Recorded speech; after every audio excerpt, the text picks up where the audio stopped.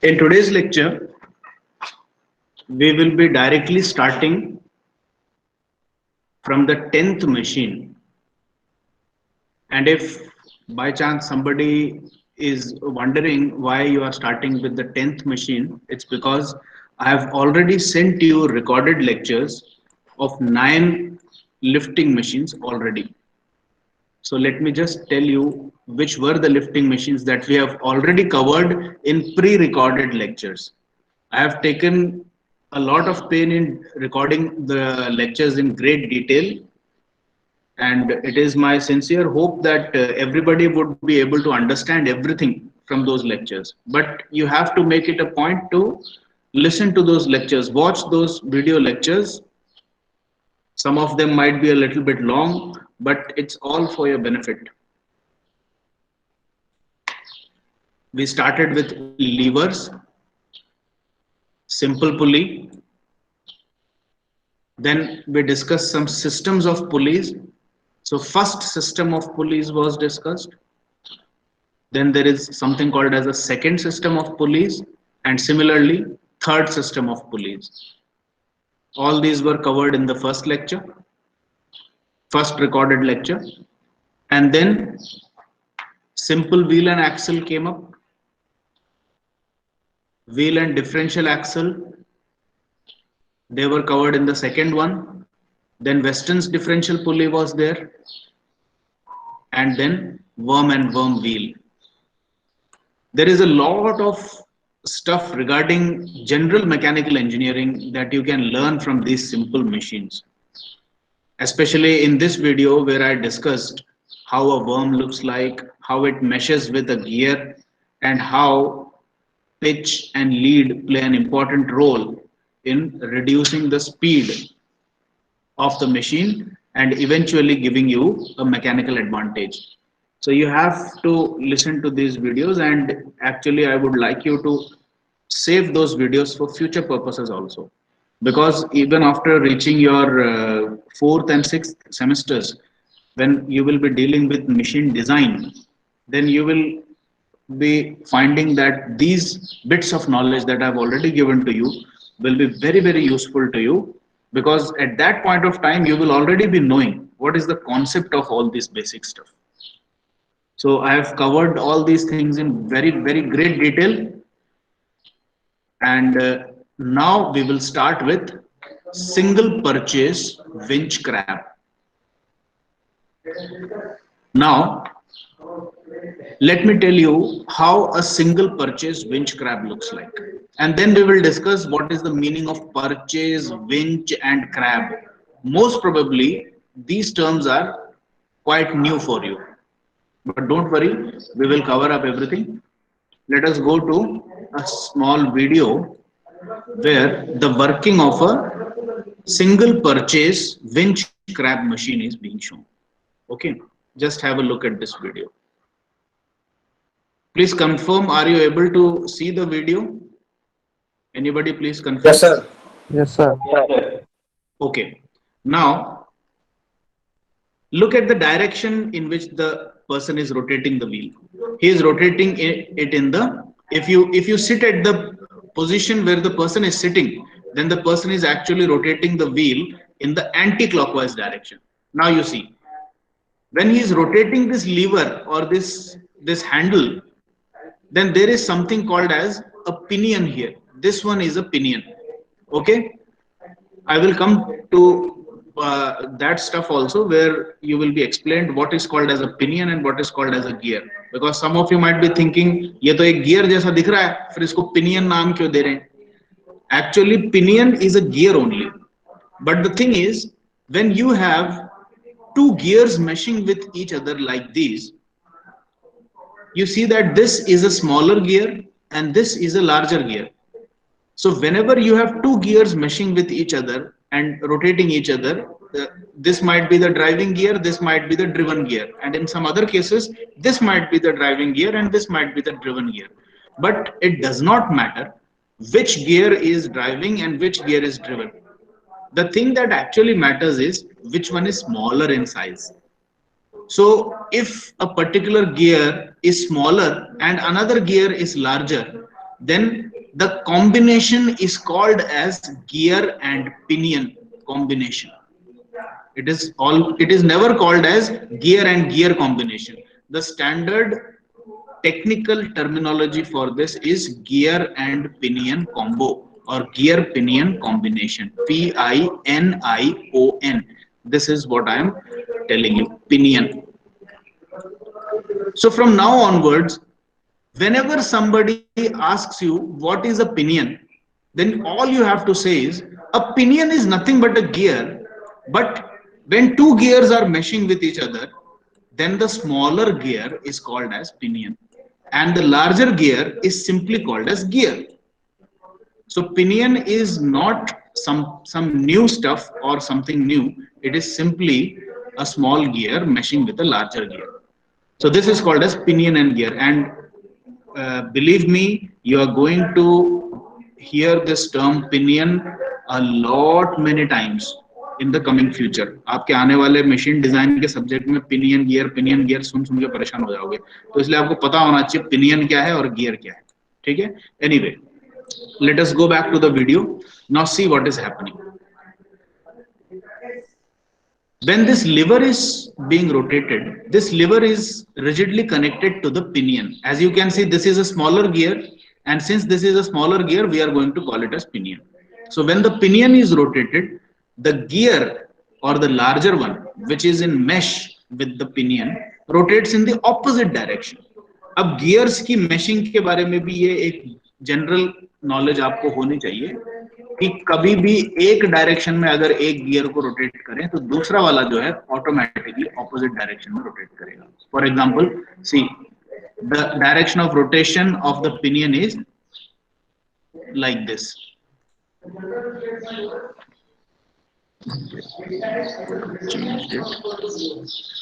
Yes, the direction of rotation of the pinion is like this, as shown in the arrow. Okay, so if it is rotating like this, then the gear is going to rotate like this. Okay, so if you look at the combination from this side, the direction of rotation of the pinion is clockwise and the direction of rotation of the gear is anti-clockwise. So whenever two gears mesh with each other, they make each other rotate in mutually opposite directions. So now what is going to happen? This image is actually taken from the same video as shown in this one. This video started with something like this. See, this person designed the complete mechanism of a simple single purchase winch crab, and then he built it with his son. अपने बेटे के साथ मिलके अपने ही घर के workshop में बंदे ने पूरी चीज बनाई है. See, a small boy is also there. I am not showing the complete video. It's a 10.5 minute video, but the point of interest comes when he actually operates it. And please remember, we are studying lifting machines. तो lifting machines के perspective से देखें तो ये पूरी machine जब बन जाएगी और इसको चलाएगा ये आदमी, तो इसका काम क्या होना चाहिए इस मशीन का? The machine should be able to lift something. Now let us see what is being lifted. Okay, when this pinion is rotating, then the gear will rotate, and this drum, which is actually called as a crab, a technical term which was used in olden times in Old English. A drum that is used to rotate and collect a rope like this for mechanical lifting purposes is called as a crab. Crab का मतलब आप लोग generally Hindi में अगर crab का translation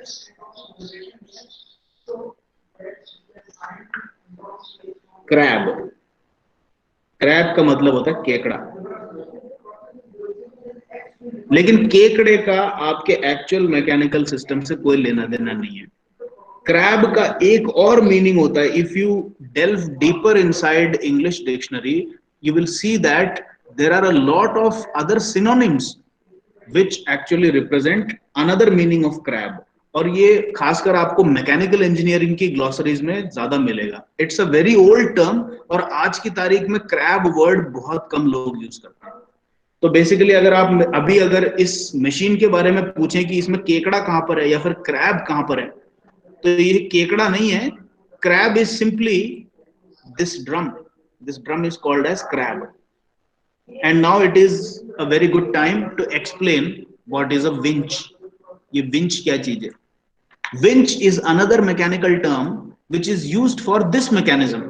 ये देखो, ये जो मैकेनिज्म होता है, कहीं पर भी आपको इस तरह का मैकेनिज्म मिले कि एक लीवर जैसा आर्म हो और उस आर्म को रोटेट करने से अगर कोई रस्सी लपेटी जा रही हो किसी ड्रम के ऊपर, then this mechanism, the mechanism involving the rotation of a handheld lever or handle is called as a winch. इसको विंच पढ़ा जाता है, विंक नहीं बोलते, WINCH, winch.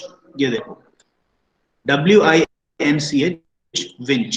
So the actual pronunciation of the complete term is single purchase winch crab. तो ये winch crab term अब combination में आ गया, तो इसका मतलब हैंडल के द्वारा ऑपरेट किया गया क्रैब। क्रैब कहां पर है? ये रहा आपका, this drum is the crab, this handle mechanism which is rotating the drum is a winch. एक खाली हैंडल को विंच नहीं बोल सकते आप, the handle has to rotate something in order to collect a rope on it, then it is called as a winch crab. अब आती है बात, ये परचेज का क्या मतलब होता है? परचेज का मतलब होता है खरीदना। इंग्लिश में अधिकतर लोग परचेज के बारे में यही जानते हैं, but once again if you go into some old English dictionary, तो परचेज का एक बहुत ही कम यूज होने वाला एक सिनोनिम और होता है, and that is called as attachment. आपको एक किसी किताब में नहीं मिलेगा ये जो चीजें मैं आपको बता रहा हूं, ये परचेज का मतलब, विंच का मतलब, क्रैब का मतलब, not a single book of your engineering mechanics tells you the details of this. But I believe that being good engineers, you should know and your mind should be inquisitive enough कि ये हर चीज पूछे, ये purchase word क्यों use हो रहा है, winch क्यों यूज हो रहा है, क्रैब क्या चीज है, you should know everything. So anyway, now you know when you are listening to this lecture. तो परचेज का एक बहुत ही रेयरली यूज्ड मीनिंग और होता है which is called as attachment.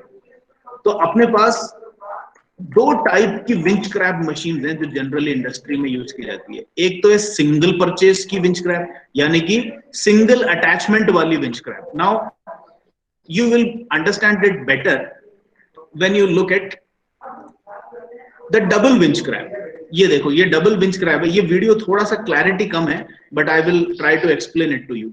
आपको डबल विंच क्रैब और सिंगल विंच क्रैब मैंने यहाँ पे अलग से बना रखा है। Now look at this diagram.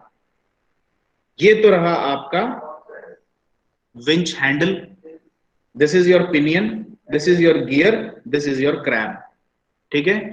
तो ये चूंकि एक ही पिनियन और गियर के अटैचमेंट से बन गया, तो इसको तो आप नाम देते हो सिंगल परचेज, बिकॉज परचेज का मतलब क्या है? खरीदना नहीं है, परचेज का मतलब है attachment. So with a single attachment the combination has been made possible. अब अगला वाला इमेज आपको दिखाता हूं मैं। Look at this image. अब इस इमेज में आपको दिखेंगे कि 4 गियर आ गए, ठीक है। So there are 2 combinations of pinions and gears. एक पिनियन गियर का कॉम्बो यहां आ गया, फिर एक पिनियन गियर का कॉम्बो यहां आ गया, तो ये क्या हो गया? डबल अटैचमेंट हो गया, and hence the name double purchase winch crab. Concept वही है, concept is the same. Winch का हैंडल दिख रहा है आपको, क्रैब दिख रहा है, यहाँ पे ड्रम दिख रहा है एंड में जो कि रोप कलेक्ट करेगा और वेट को लिफ्ट करेगा। But since this contains a double attachment to further reduce the velocity and to further increase the mechanical advantage, तो इसीलिए इसको डबल परचेस कहते हैं, क्योंकि डबल अटैचमेंट है। It is also winch crab. अब अपन देखते हैं कि इस चीज से लोड लिफ्ट होता कैसे है आखिर, ठीक है। इस वीडियो में आपको लोड तो नहीं दिख रहा, क्योंकि इस वीडियो में ये जो रस्सी गई हुई है ये कलेक्ट तो होती हुई दिख रही है आपको। अब ये देखो, वीडियो देखो। When he is rotating the handle, you can see that the rope is getting wound around the crab. तो ये रस्सी जो है ये कहीं ऊपर से जाकर के किसी चीज को खींच रही है। अब देखते हैं कि ये देखो, ये जो रस्सी ऊपर को गई हुई थी, ये अब यहां से दिखा रहा है कि ये एक्चुअली रस्सी किस चीज को खींच रही है। You will be very surprised to know कि ये आदमी एक हाथ से घुमा करके किस चीज को उठा रहा था। Now look at it. एक पूरी की पूरी इतनी बड़ी नाव को उठा रहा है ये आदमी। Can you believe it? a single person sitting inside his room is lifting a big boat from the outside of the home through his window. अब ये देखो पूरी नाव इसने अपनी खिड़की से अंदर ले ली। तो यही चीज है एक्चुअल मशीन का जो मैकेनिकल एडवांटेज अपन कहते हैं। The mechanical advantage of a machine is obtained like this. ये देखो इतनी बड़ी नाव उठाई है इसने एक हाथ से। ये मैकेनिकल एडवांटेज आपको मिला इस विंच क्रैब के कारण, ठीक है। Now let us understand it through the figure.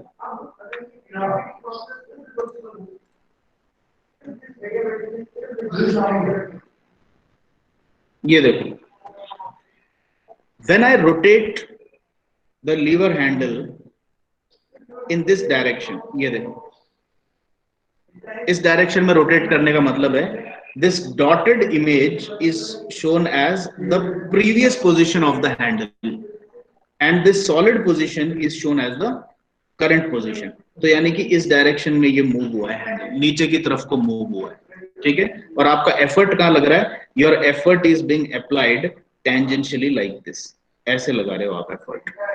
So if you ask me कि इस एफर्ट का जो डायरेक्शन है थोड़ा सा क्लियर करें, तो अगर ये आपका हैंडल है तो इस हैंडल के चारों तरफ एक इमेजिनरी सर्कल एज्यूम करो जिसका रेडियस इस हैंडल के लेंथ के बराबर है। So the radius of this imaginary circle is equal to the length of the handle, C L, okay. और ये एफर्ट कहां लग रहा है? This effort is being applied tangentially to it. देख रहे हो, ये इस वीडियो में आपने देखा कि ये आदमी इसके, ये देखो तो ये एक सर्कुलर मोशन दिख रहा है आपको हैंडल का, और हैंडल के सर्कुलर मोशन के टेंजेंशियली एफर्ट अप्लाई हो रहा है इस आदमी के हाथ के द्वारा। It is a tangential effort, ठीक है। तो अपन बेसिकली क्या कर रहे हैं, इस तरह का एक टेंजेंशियल एफर्ट अप्लाई कर रहे हैं। And when this lever rotates in this direction, since this shaft is rigidly connected to the pinion, this pinion will also rotate in the same direction। ये देखो इसी डायरेक्शन में ये पिनियन भी rotate करेगी, लेकिन अब पिनियन गियर से मेश में है तो ये गियर को क्या करेगी? ऑपोजिट डायरेक्शन में रोटेट कराएगी। अब चूंकि गियर के साथ में आपका क्रैब रिजिडली कनेक्टेड है, तो जिस डायरेक्शन में आपका गियर रोटेट करेगा उसी ही डायरेक्शन में आपका ड्रम भी रोटेट करेगा। और जब ड्रम इस डायरेक्शन में रोटेट करेगा तो ये जो रोप है, ये रोप इस वेट को लेकर के ऊपर की तरफ चलेगा, and that is how the weight is lifted upwards. This is the mechanism of a winch crab. किस तरीके से एक विंच क्रैब के हैंडल के रोटेशन से ये वेट ऊपर जा रहा है, ये कॉन्सेप्ट आप लोगों को क्लियर हो गया क्या? Through the video, through the figure, ये चीज क्लियर हो? ये क्लियर हो गया ना? बिल्कुल। चलो अब इस मैकेनिज्म के बाद अब अपन इसकी मैथमेटिक्स पे आते हैं। अब वापस से, for every lifting machine your objective is to find something what is called as the velocity ratio. आपको हर मशीन की वेलोसिटी रेशियो से मतलब है। और वेलोसिटी रेशियो क्या चीज होती है? दो चीजें हैं अपने पास। एफर्ट कितना मूव हुआ, we represent it as small y। Load कितना मूव हुआ, we represent it as x। then velocity ratio is simply given as the ratio of the distance moved by effort to distance moved by load, ठीक है। तो अपन को अब किसी तरीके से ये गणित इसकी समझनी है कि अगर मैं हैंडल को एक रोटेशन कंप्लीट दूं तो ये W कितने डिस्टेंस से ऊपर उठेगा, बस यही पता करना है, ठीक है। अब मेरे को इसी लॉजिक को लगा करके ये बताओ कि मैं एफर्ट जो है एक सर्कुलर पाथ पे टेंजेंशियली लगा रहा हूं, इस पॉइंट से मैं टेंजेंशियली एफर्ट लगा रहा हूं, ठीक है। इस सर्कल का रेडियस कैपिटल L है। जब मैं एक पूरा सर्कल कवर कर लूंगा, इधर से लेके वापस इधर तक एफर्ट को ले आया, तो मेरे एफर्ट ने कितनी दूरी की चाल चली? Can I say that the total distance travelled by my effort P is nothing but equal to the circumference of this imaginary circle। whose radius is capital L, और circumference of circle क्या मिलेगा अपन को, 2 pi capital L। ठीक है, तो क्या मैं ये कह सकता हूं कि चूंकि मेरा एफर्ट पूरे सर्कल में 2 pi L डिस्टेंस चला, तो यही मेरा y है। मेरे को बस यही देखना है कि p कितना चला, और मैंने देखा कि p सर्कल में चल रहा है और सर्कल में 2 pi L की डिस्टेंस कवर कर रहा है, तो मेरा y कितना हो गया, 2 pi L हो गया। And now what I want to do is I want to find out how much did this weight climb upwards। ठीक है, अब देखो ये वेट जो है,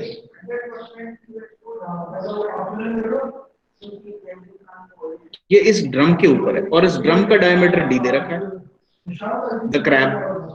ठीक है, और ये इस तरह से रोप बाउंड है, W is like this and the rope is all covered around it, और ये यहाँ पर आकर के इस ड्रम से अटैच है। अब ड्रम को आप जब यहाँ रोटेट करोगे, क्या मैं ये कह सकता हूं कि if the drum rotates by 1 revolution, then the distance covered by weight would be equal to pi into capital D। क्या मैं ये कह सकता हूं कि नहीं कह सकता हूं? मेरा स्टेटमेंट वापस से सुनना। अगर मैंने इस ड्रम को एक पूरा रोटेशन दे दिया होता, तो मेरा W कितना चल चुका होता, पाई इंटू डी डिस्टेंस चल गया होता। क्यों?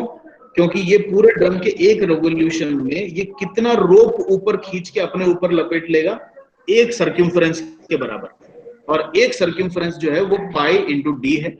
अपन इसको 2 पाई आर भी कह सकते हैं। अगर मैंने इसका डी देने की बजाय रेडियस दे दिया होता, तब ये 2 पाई आर होता, लेकिन अब की बार मैंने इसका पूरा कैपिटल डी दे रखा है, तो कैपिटल डी दे रखा है तो 2 पाई आर की बजाय पाई डी हो जाएगा। क्या ये चीज समझ में आई आपको कि एक रेवोल्यूशन ड्रम को देता तो वेट पाई डी डिस्टेंस कवर कर लेता ऊपर की तरफ, क्योंकि ये रस्सी से लटका हुआ है, और एक रेवोल्यूशन ऑफ ड्रम में पाई डी अमाउंट ऑफ रस्सी इसके चारों तरफ लिपट जाती, और उतना ही ये वेट ऊपर चढ़ जाता। ठीक है, लेकिन अब प्रॉब्लम ये है कि आपकी ये ड्रम एक रेवोल्यूशन कर रही है क्या? नहीं कर रही। आप जब अपने हैंडल को एक रेवोल्यूशन दोगे, तब ये तो मैं कह सकता हूं कि पिनियन तो पूरा एक रेवोल्यूशन करेगा। क्यों? क्योंकि पिनियन शाफ्ट के थ्रू रिजिडली हैंडल से कनेक्टेड है। तो अगर मैं हैंडल को हाफ रेवोल्यूशन दूं, तो पिनियन का भी हाफ रेवोल्यूशन होगा। हैंडल को अगर फुल रेवोल्यूशन दूं, तो पिनियन का भी फुल रेवोल्यूशन होगा। लेकिन पिनियन का फुल रेवोल्यूशन तो हो गया क्या, लेकिन उसके साथ साथ इस गियर का फुल रेवोल्यूशन हुआ क्या? हो ही नहीं सकता। अब इस चीज को समझने के लिए एक दूसरा वीडियो देखो। Look at the animation of 2 gears meshing with each other. The smaller one is the pinion and the larger one is the gear. Look at the animation here. ठीक है, सबसे पहले तो एक गलतफहमी इसमें आप लोगों में से कुछ लोगों की हो सकती है, उसको पहले दूर करते हैं। वो गलतफहमी क्या है कि छोटे गियर के दांत छोटे होते हैं और बड़े गियर के दांत बड़े होते हैं। This is a very very big misconception.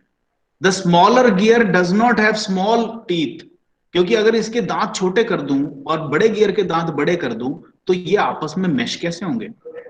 If 2 gears are supposed to mesh with each other, then the teeth on both of them should be exactly of the same size, height and profile. बिल्कुल ditto दांत होने चाहिए। और आपको यहां पर image में दिख भी रहा है इस वीडियो में कि छोटा गियर डायमीटर में छोटा है, लेकिन उसके दांत एग्जैक्टली उतने ही बड़े हैं जितने बड़े गियर के दांत हैं। बड़ा गियर डायमीटर में बड़ा है, लेकिन उसके दांत उतने ही हैं, या सॉरी उतने ही बड़े हैं जितने उसकी मेशिंग गियर के दांत बड़े हैं। तो दांतों में कोई डिफरेंस नहीं है। Look at this zone, there is no difference in the teeth. And now there is another thing, आप इन दोनों की स्पीड देखो। Look at the speed of rotation of the larger gear and look at the speed of rotation of the smaller gear in the animation. ये देखो, बड़ा gear धीरे घूम रहा है और छोटा गियर स्पीड में घूम रहा है। ठीक है, ऐसा क्यों होगा? ऐसा इसलिए होगा क्योंकि इसमें कम दांत हैं और एक रेवोल्यूशन में, जैसे सपोज इसके ऊपर, okay let us go to another image. इस इमेज में आ जाते हैं। ठीक है, ये देखो, इसके ऊपर इट इज ऑलरेडी गिवन कि this gear has 40 number of teeth. and this gear or the pinion has only 10 number of teeth. अब चूंकि दांत इन दोनों के बराबर हैं साइज में, तो जब इस गियर के रोटेशन से एक दांत आगे को चल पड़ेगा तो इस गियर का भी एक ही दांत आगे को चलेगा। जब इस गियर के दो दांत आगे चल पड़ेंगे तो इस वाले के भी दो दांत आगे चल पड़ेंगे। और जब इस वाले गियर के पूरे 10 दांत चल चुके होंगे, यानी कि 10 दांत चलने का मतलब इसने पूरा एक रेवोल्यूशन कर लिया, तो इस वाले गियर के भी 10 ही दांत चले होंगे। लेकिन इस गियर के दांत हैं कितने टोटल? 40 हैं। तो जब इसने 10 दांत की चाल चली तो इसने भी 10 दांत की ही चाल चली होगी, तो इसका सिर्फ इतना सा ही गियर चला और बाकी ये पूरा का पूरा गियर घूमना बाकी है अभी। तो इस चीज से अपन को पता लगता है कि when the smaller gear completes one single rotation, then the larger gear can never complete one rotation. वो एक रोटेशन का फ्रैक्शनल रोटेशन ही घूम पाएगा। लेकिन एक बात क्या पक्की है कि अगर इस छोटे गियर के 10 दांत थे तो एक रोटेशन में ये बड़े गियर के भी 10 दांत जरूर चलाएगा, एग्जैक्टली 10 ही दांत चलाएगा। क्यों? क्योंकि दांत एक दूसरे के साथ में परफेक्ट मैश करते हैं, ये देखो। और दांत एक दांत इसको पुश करेगा तो दूसरा जो पुश हो रहा है वो भी आगे जाएगा। तो number of teeth covered by the smaller gear will be equal to the number of teeth covered by the larger gear, but the number of revolutions of the smaller gear will never be equal to the number of revolutions of the larger gear. तो larger gear धीरे धीरे घूमेगा, छोटा gear तेजी से घूमेगा। ठीक है, ये इसका कॉन्सेप्ट है गियर्स का। Now using this concept I am going to develop a mathematics for you. ठीक है, अब आप यहां पर देखो, मैंने ये माना कि पिनियन के T1 नंबर ऑफ टीथ हैं और गियर के T2 नंबर ऑफ टीथ हैं। Now obviously since the gear is larger than the pinion, तो एक बात तो पक्की है कि T1 जो है वो T2 से छोटा होगा। समझ रहे हो ना? Yes sir. अब इस फिगर को भी देख करके आप समझ सकते हो। अब ये जो फिगर बना रखा है, ये अभी तक अपन जो भी चीजें देख रहे थे उसका फ्रंट व्यू है। तो ये देखो, यहां पर इस पिनियन के दांत वाले व्यू से फ्रंट व्यू दिखाया, ये पिनियन इतना सा है और ये गियर इतना बड़ा है। ठीक है, number of teeth on the pinion T1, number of teeth on the gear T2। ठीक है, अब इसको लेकर के अपन आगे अपनी मैथमेटिक्स डेवलप करते हैं। मेरा ये कहना है,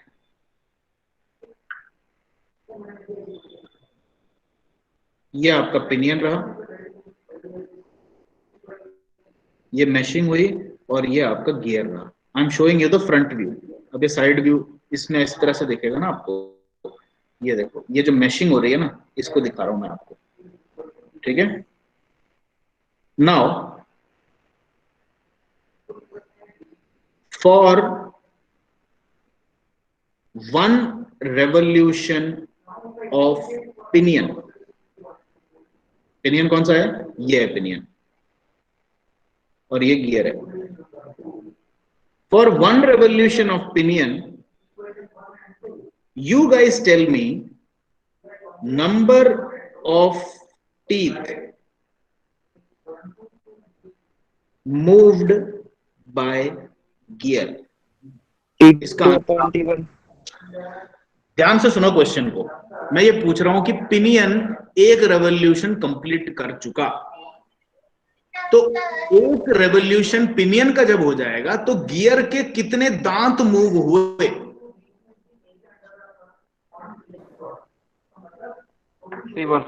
T1। भाई जब एक रेवोल्यूशन पिनियन का हुआ तो पिनियन पे तो सिर्फ T1 ही दांत हैं, तो यानी पिनियन ने पूरे के पूरे T1 दांत कवर कर लिए, मूव करा दिए। अब चूंकि ये दोनों एक दूसरे के साथ में मैश कर रहे हैं, तो अगर ऊपर वाले गियर के T1 दांत आगे चल गए तो नीचे वाले के भी T1 ही चल पाएंगे। ठीक है, तो पिनियन का एक रेवोल्यूशन का मतलब है गियर के भी उतने दांत कवर हुए होंगे जितने पिनियन के कवर हुए हैं। और चूंकि पिनियन एक रेवोल्यूशन कर चुका तो पिनियन के सारे दांत आगे चल चुके होंगे, यानी कि T1 पिनियन के दांत एक रोटेशन में कवर हो गए और उतने ही दांत गियर के भी कवर होंगे। अब इसका ये व्यू देखो, अब ये जो व्यू है ये मैं गियर का दिखा रहा हूं और इसके टीथ को थोड़ा सिंपल फिगर के लिए ऐसे बना लो, ठीक है। अब ये बताओ कि गियर के T2 दांत हैं, तो T2 दांत तो तब चलते जब ये गियर एक रेवोल्यूशन पूरा कर पाता, लेकिन इसने कितने रेवोल्यूशन कवर किए?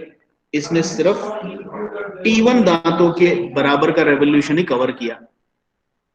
तो अब मेरा ये पूछना है कि अगर गियर ने, जिसके टोटल दांत T2 हैं और उसने T1 दांत के बराबर का रेवोल्यूशन कवर किया, तो what is the fraction of revolution covered by gear? Will it not be T1 by T2 और नॉट? ये बताओ। ये T1 by T2 रेवोल्यूशन हुए कि नहीं हुए इस गियर के? Yes sir. समझ गए ना भाई? ये ऐसी बात है कि एक आदमी की लंबाई, या फिर ये बात लो, एक आदमी के पास 32 दांत हैं, ठीक है, और उस आदमी के 2 दांत किसी ने तोड़ दिए, तो ये बताओ कि टोटल में से कितना कवर हो गया उसका? 2/32, ठीक है भाई। 32 दांत थे, 2 दांत किसी ने तोड़ दिए या 2 दांत कवर करके रख लिए, तो कितना कवर हो गया? 2/32। तो उसी तरह से यही प्रॉब्लम हो गई कि गियर पे T2 दांत थे, उसमें से T1 आपने कवर कर लिए, तो कितना कवर हो गया? T1/T2, ठीक है। तो अब अगर ये क्वेश्चन पूछा जाए कि पिनियन का एक रेवोल्यूशन हो जाने पे गियर का कितना रेवोल्यूशन हुआ, तो आपको अब के बाद इतना ज्यादा सोचने की जरूरत ही नहीं है। You can simply give the answer as छोटे, मतलब ड्राइविंग गियर कौन सा है? बोला साहब पिनियन है। और ड्रिवन गियर कौन सा है? बोला साहब गियर है। तो एक काम करो, ड्राइविंग अपॉन ड्रिवन का नंबर ऑफ टीथ का रेशियो रख दो, उतना रेवोल्यूशन हो जाएगा। यानी कि simply stated as T1/T2 revolutions. अब के बार ये आपको रट लेना है। अब इसके बाद कभी भी 2 गियर की मैशिंग आए, आपसे ये पूछे कि पिनियन के T1 दांत हैं, गियर के T2 दांत हैं, पिनियन गियर को चला रहा है, तो बताओ कि पिनियन के एक रेवोल्यूशन हो जाने पे गियर का कितना रेवोल्यूशन होगा? पहले वाले का टीथ डिवाइडेड बाय दूसरे वाले का टीथ। अब आपको ये भी नहीं देखना कि छोटा कौन सा है बड़ा कौन सा है, ठीक है। अपने आप ही ये लॉजिक हर जगह फिट हो जाएगा। अब अगर मैं आपको ये दे दूं कि ड्राइविंग वाला तो गियर है और ड्रिवन वाला छोटा सा पिनियन है, इसके T2 दांत और इसके T1 दांत, अब मैं गियर से पिनियन को चला रहा हूं, ठीक है।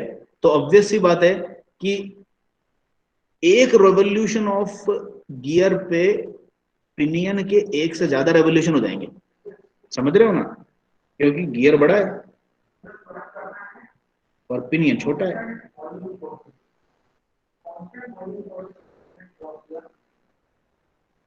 तो मैं गियर को एक पूरा रेवोल्यूशन दूंगा तो पिनियन 1 2 3 4 बार घूम जाएगा, क्योंकि ये छोटा है, ठीक है। अब मेरे को ये पता करना है कि how many revolutions of the pinion would have taken place if I give a single revolution to the gear.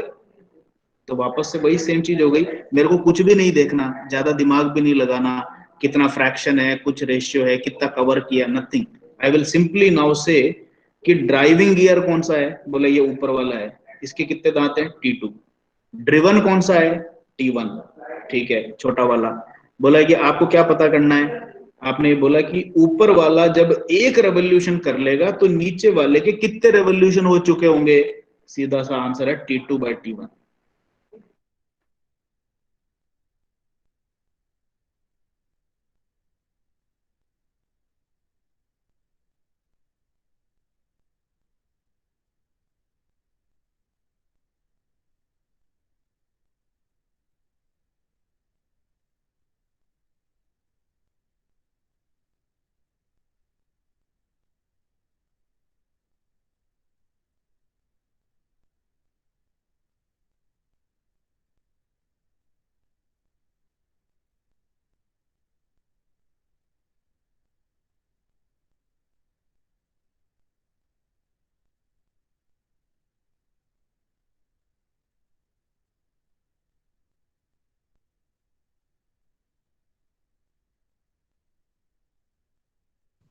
Sir आवाज नहीं आ रही।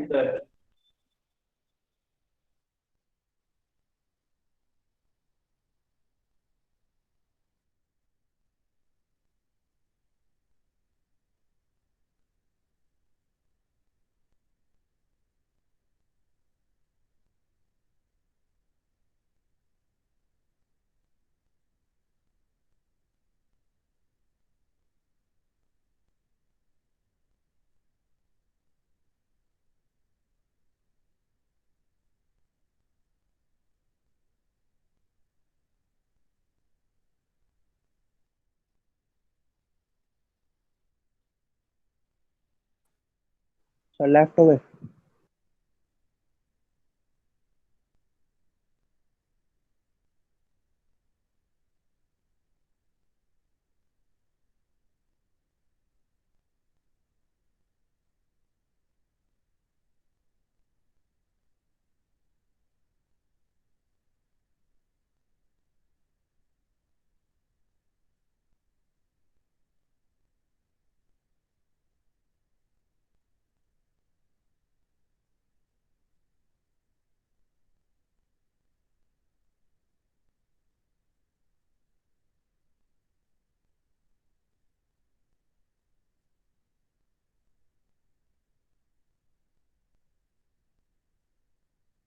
अरे क्या हो गया?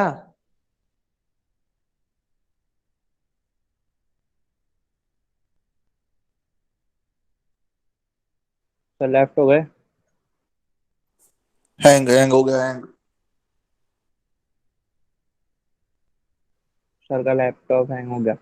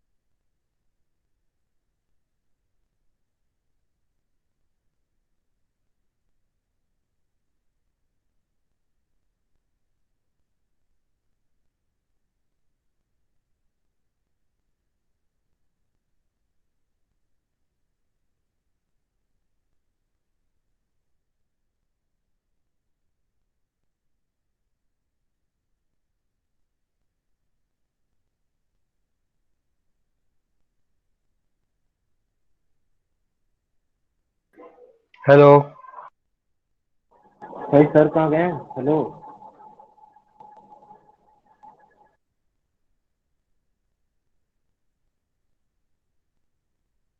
हेलो। ऑनलाइन। पता नहीं कहाँ गए सर।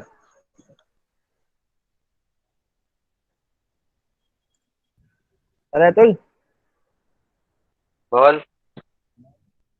तू खेलता है पबजी? हाँ। अरे अतुल कब चालू किया? क्या? पबजी खेलना कब चालू किया? अबे नहीं खेलता मैं। तो फिर हाँ क्यों कह रहा है? ना बोला हूँ, हाँ नहीं बहरे। मेरे को भी हाँ आई सुन। सुनाई दिया साले। अच्छा चूतिया अच्छा। हाँ बोल के कह रहा ना बोल रहा कीप हूँ। Silent, keep silent. मेरे यहाँ से इंटरनेट कनेक्शन कट गया था, तो इसलिए आई होप कि ये पहले वाली चीजें रिकॉर्ड हो गई होगी। लास्ट कहाँ तक आपने सुना था? Please give me a feedback on this. कहाँ तक आपने सुना था लास्ट? सर वो T2/T1। ओके।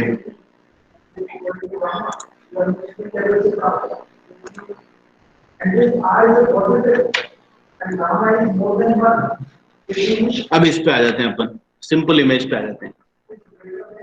ठीक है, अब देखो, हैंडल के एक रोटेशन पे चूंकि पिनियन इसके साथ में कनेक्टेड है, आपको दिख रहा है, स्क्रीन दिख रहा है अभी? Yes sir. ओके। हैंडल के एक रोटेशन पे पिनियन का भी एक रोटेशन हो जाएगा, क्योंकि ये दोनों रिजिडली कनेक्टेड हैं। पिनियन का एक रोटेशन हो गया तो इसका मतलब है कि पिनियन के T1 दांत, जितने इसके टोटल दांत हैं, ये तो पूरे चल पड़े होंगे। अब चूंकि पिनियन और गियर एक दूसरे के साथ कनेक्शन में है, तो गियर के भी उतने ही दांत चलेंगे जितने पिनियन के चले थे, यानी कि गियर के भी T1 दांत चलेंगे। लेकिन गियर में टोटल दांत कितने हैं? T2 हैं। तो अब क्वेश्चन ये हुआ कि गियर के कितने रेवोल्यूशन हुए। So the number of revolutions of gear is T1/T2 revolutions. और चूंकि T1 T2 से छोटा है, तो ये एक रेवोल्यूशन भी नहीं है, this is only a partial revolution. अब देखो, ड्रम का डायमीटर ड्रम जो है या क्रैब जो है that is rigidly connected to your gear, ठीक है। तो अगर ये ड्रम गियर से रिजिडली कनेक्टेड है तो इसका मतलब है इस ड्रम के भी उतने ही रेवोल्यूशन होंगे जितने इस गियर के हुए। तो what is the number of revolutions of the drum? If the number of revolutions of the gear is t1 by t2, then the number of revolutions of the drum will also be t1 by t2, ठीक है। अब अगर drum ने एक revolution कर लिया होता, drum के एक रेवोल्यूशन पे ड्रम कितना धागा ऊपर खींच लेता? पाई डी, Circumference इतना। सर्कमफ्रेंशियल लेंथ जो कि पाई डी है, इतना धागा ऊपर खींच लेता। लेकिन ड्रम का कितना रेवोल्यूशन हुआ? क्या एक रेवोल्यूशन हुआ? क्या नहीं हुआ। ड्रम का हुआ सिर्फ t1 by t2 रेवोल्यूशन। तो अब आपसे ये पूछा जा रहा है कि एक रेवोल्यूशन होता ड्रम का तो पाई डी धागा खींचता, तो t1 by t2 रेवोल्यूशन हुआ तो कितना धागा खींचा होगा? तो ये सिंपल इसका आंसर आ जाता है t1 by t2 times of pi D. तो इसका मतलब t1 by t2 multiplied by pi D. तो इतना धागा खींच लिया ड्रम ने। अब चूंकि धागे से सीधे सीधे वेट लटका रखा है, तो जितना धागा ऊपर को खींचेगा यानी कि t1 by t2 into pi D, यही आपके वेट की अपवर्ड मोशन होगी, या फिर जो अपन तलाश कर रहे हैं x होगी। So this is how you find the value of x। तो वैल्यू ऑफ x तो हो गई t1 by t2 into pi D. और अब आपसे ये पूछा गया कि एफर्ट कितना चला। एफर्ट जैसा कि मैंने बताया था, आपके एफर्ट का जो वैल्यू है y, वो कितना आया था? 2 पाई l आया था। ये अपन ने पहले ही कवर कर लिया था। ये 2 पाई l कैसे आया, ये देखो।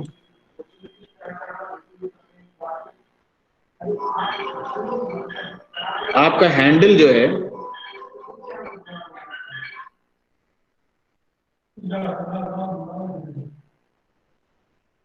ये एक इमेजिनरी सर्कल पे चल रहा है, ये सेंटर है और इस इमेजिनरी सर्कल का लेंथ जो रेडियस है वो इस हैंडल की लेंथ है l। तो आपका एफर्ट जो है वो यहां पर लग रहा है tangentially, this is your effort. तो अपन ने कहा था कि एफर्ट की जो चाल होगी y, वो कितनी होगी? इस हैंडल के द्वारा चले गए इमेजिनरी सर्कल की जो सर्कम्फरेंस है वो p की चाल होगी। तो इसीलिए y is equal to 2 pi capital L, ठीक है। तो अब इन चीजों को अगर मिला लिया जाए, y तो हो गया आपका 2 पाई कैपिटल L, x आपका जैसा अभी अपन ने निकाल लिया, it is t1 by t2 into pi D.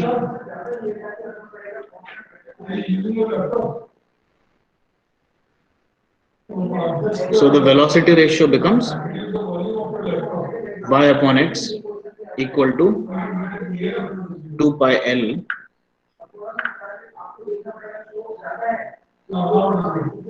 divided by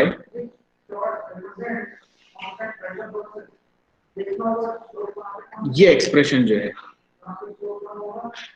t2 by t1 times 2L by d. This is the expression for your velocity ratio of single purchase winch crab.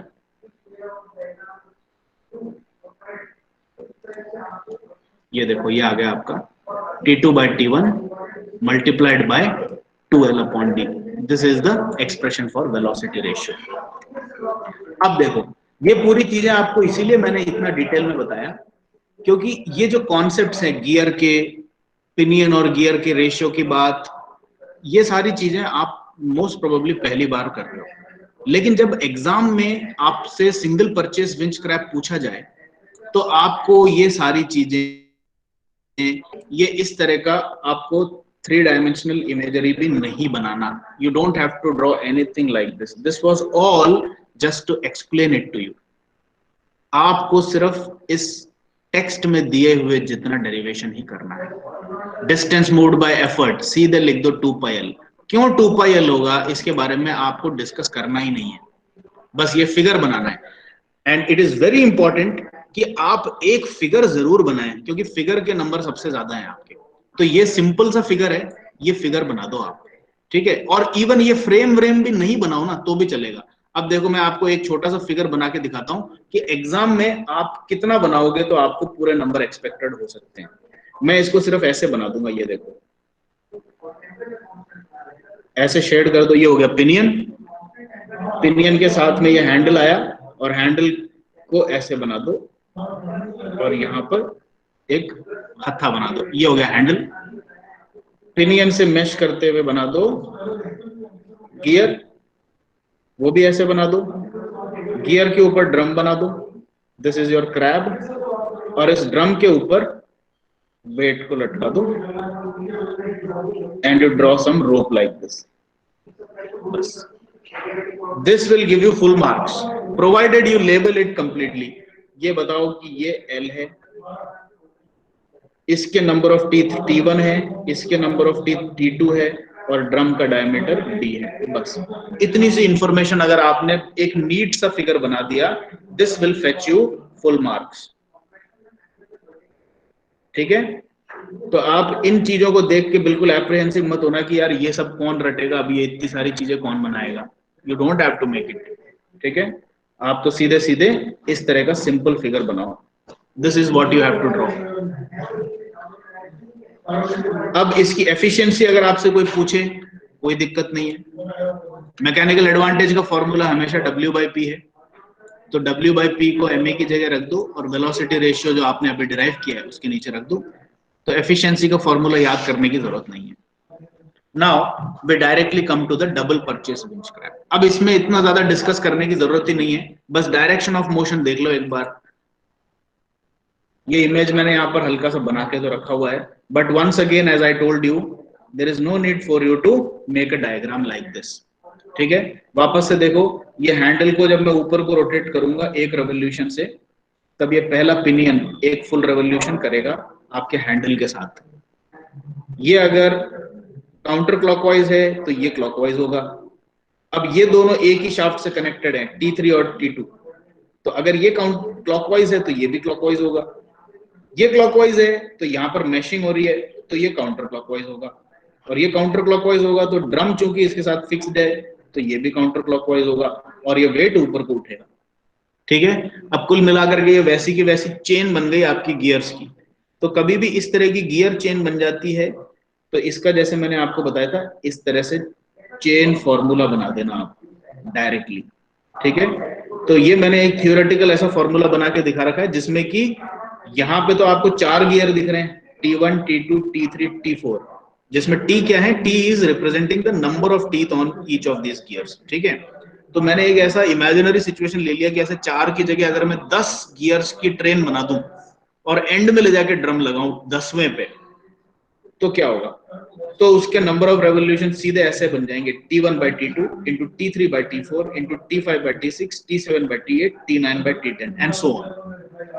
तो अगर अपने सिर्फ 4 ही गियर हैं तो मैं सीधे सीधे ये कह सकता हूं कि ये मेरी ट्रेन बनेगी T1/T2 इंटू T3/T4। अब ये क्या चीज है, ये what is this thing, this is simply the total number of revolutions of the 4th gear when I give a single revolution to the 1st gear। ये है इसका कॉन्सेप्ट। अब अगर मैं वेलोसिटी रेशियो निकालने की बात करूं इसकी, तो एफर्ट का डिस्टेंस कितना हो गया, the distance covered by effort is again 2 pi L, and what is the distance covered by the load। तो अपन को सिर्फ ये देखना है कि ये सबसे आखिरी वाला गियर ने कितने रेवोल्यूशन किए, इस आखिरी वाले गियर के नंबर ऑफ रेवोल्यूशंस इज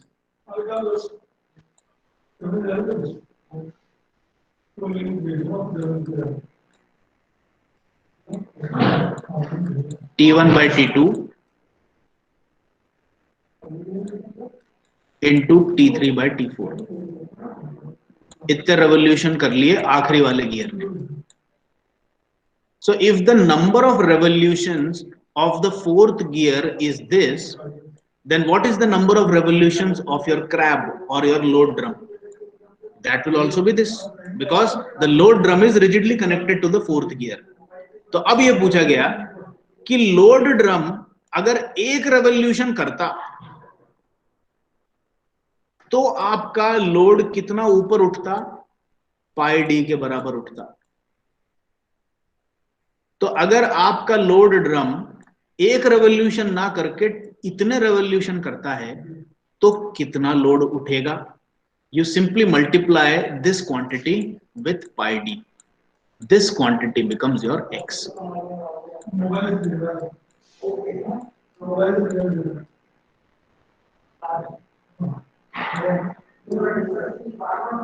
ठीक है, ये क्लियर हुआ क्या आपको? Please somebody respond to me. Yes, sir. ये क्लियर हो गया ना? अब वापस से आपके पास P का डिस्टेंस आ गया y और लोड का डिस्टेंस आ गया आपके पास में x. Now all you have to do to develop the relationship for your velocity ratio is distance moved by effort y divided by distance moved by load x. So this expression as developed will be this. Pi और pi cancel हो जाएंगे और ये आपका eventual ये चीज आ गया. Once again you don't have to make this figure. ये फिगर मैंने आपको समझाने के लिए बनाया है, ये वाला. एक सेकंड, ये फिगर आपको नहीं बनाना है. This is for your understanding. आपको ये फिगर ही बना देना है बस. Even you can avoid all this frames and this bearings etcetera. ये सब चीजें भी आप अवॉइड कर दो. कैसा फिगर बनाओगे आप लोग? इस तरह का फिगर बनाओगे. डबल परचेस विंच क्रैब के लिए कैसा फिगर बनेगा? ये देखो, ड्रम 2D फिगर बना रहा हूं मैं. वेट, थोड़े धागे बना दिए. सर दिख रहा नहीं है. एक सेकेंड, सॉरी. ये फिगर बनाना है. देखो, drum attach to it T4 वाला गियर, फिर उससे अटैच्ड है एक पिनियन, ये T3 हो गया. फिर इसके साथ एक शाफ्ट कनेक्टेड है, फिर एक दूसरा गियर जिसके नंबर ऑफ T2 है, फिर इसके ऊपर एक और पिनियन है, इसमें T1 है, और इसके साथ में फाइनली आपका हैंडल कनेक्टेड है. This is your handle. And then label everything. ये लेंथ L है, इसका डायमीटर D है. बस इतना सा फिगर बनाना है आपको for double purchase winch crab. हर तरह की मशीन का आपको इस तरह का एक सिंपल इमेज बनाना आना चाहिए. Draw it neatly. ये तो मैंने हाथ से ऐसे गंदा सा बनाया है, लेकिन आप इसको स्केल और पेंसिल लेकर के अच्छी तरह से लेबल करके बनाएं. सिंपल इमेज बनाएं और सारे के सारे उसके टर्म्स इंक्लूड करें. कितने टीथ हैं, डायमीटर कितना है, लेंथ कितना है, और उसके बाद ये जो डेरिवेशन है सिर्फ इतना सा ही लिखना है आपको. This much is the derivation. इसकी बाकी कहानियां सब नहीं लिखनी कि एक रेवोल्यूशन होता तो इतने होते. जैसा इसमें दिया हुआ है सिर्फ इतना ही आपको इंक्लूड करना है, और आपको कॉन्सेप्ट तो समझ में आ ही गया है. So we will stop here, and in the next class we will take up some numericals, और उसके बाद थर्ड वाली क्लास में मैं फिर इवेंचुअली आपको स्क्रू जैक पे लेके आऊंगा. स्क्रू जैक वाला कॉन्सेप्ट थोड़ा सा मुश्किल है और ये सेल्फ स्टडी करके भी आपको शायद समझ में ना आए, but don't worry, we will go through this. और मैं आपको ये भी बता दूंगा कि एग्जाम में किस तरीके से इसको टैकल करना है. Make simple figures and do very little written work. Short working करनी है, ठीक है. Formula should be remembered exactly, क्योंकि न्यूमेरिकल के लिए ये जितने भी ये हाईलाइटेड फॉर्मूले है ना, ये सब रटे हुए होने चाहिए आपको. एफिशिएंसी वाला ना रटो तो भी चलेगा, क्योंकि वो तो सीधे mechanical advantage by velocity ratio है. इट डजंट मैटर, ठीक है. तो आज अपन ने सिंगल परचेज विंच क्रैब समझ लिया. डबल परचेज विंच क्रैब का एक वर्किंग और देख लो. Just have a look at how double purchase winch crab is. ये देखो, ये लेफ्ट साइड में ये जो बड़ा सा व्हील दिख रहा है, ये आपका हैंडल है, ठीक है. हैंडल से ये शाफ्ट आया, ये पहला पिनियन हुआ, पिनियन से ये पहला गियर कनेक्ट हुआ, गियर से फिर दूसरा पिनियन, और इस पिनियन से फाइनली ये ऊपर बड़ा गियर, और ये ऊपर लोड ड्रम अभी दिखेगा आपको. ये देखो, this is the load drum. और लोड ड्रम या फिर क्रैब पे आपकी रस्सी लिपटी हुई है और रस्सी से लोड खींचता है. You can look at the working once again. ये देखो, This is how a double purchase winch crab runs. ये मैशिंग हुई, ये घूम रहा, इससे ये चल रहा है। ये देखो ये ऊपर वाला गियर कितना धीरे चल रहा है, स्पीड रिडक्शन हो जाती है इसमें, और ये पूरा लोड लटका करके इसको ड्रम पे लपेट लपेट के खींचते हैं। सर इसमें मैकेनिकल एडवांटेज आपका शर्तिया रूप से मिलता है। अगर आप ये पता करना चाहें कि भाई मेरे को मैकेनिकल एडवांटेज नापना है इसका, तो आपको एक काम करना पड़ेगा। आप ये मान लो कि आपकी एफिशिएंसी जो है वो 100% है 1 सेकंड के लिए, क्योंकि एफिशिएंसी का लॉस आखिर होता कहां पर है, फ्रिक्शन में ही होता है। तो अगर आप फ्रिक्शन की बात 1 सेकंड के लिए भूल जाओ, तो ये जो वेलोसिटी रेशियो का जो फिगर है, यही आपकी मैकेनिकल एडवांटेज की एक्चुअल क्वांटिटी बन के आ जाएगी। तो एक अंदाजा आपको मिल जाएगा कि कितने टाइम्स,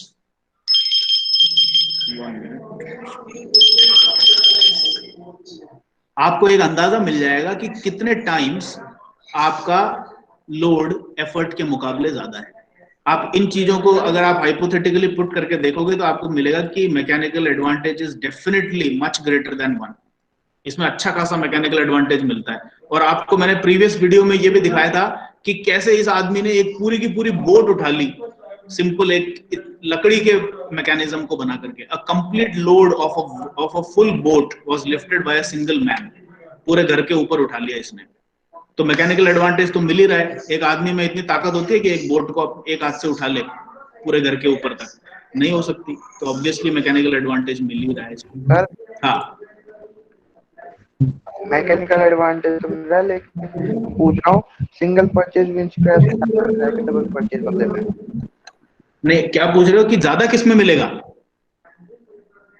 हाँ यही पूछ रहा हूँ मैं। ज्यादा आपको डबल परचेज में मिलेगा। आप थियोरेटिकली ट्रिपल परचेज भी बना सकते हो, 4 परचेज 5 परचेज भी बना सकते हो। जितने ज्यादा परचेसेस या अटैचमेंट्स आप लगाते जाओगे, उतना ज्यादा आपको मैकेनिकल एडवांटेज मिलता जाएगा। लेकिन बात यही होगी कि लोड को 5 सेंटीमीटर ऊपर करने के लिए आपको 50 बार चक्का घुमाना पड़ेगा। वेलोसिटी रेशियो भी बढ़ती जाती है ना मैकेनिकल एडवांटेज बढ़ाने के साथ साथ। बस यही फर्क है। ठीक है, यस सर। तो आज अपन स्टॉप कर देते हैं। Let me take your attendance now.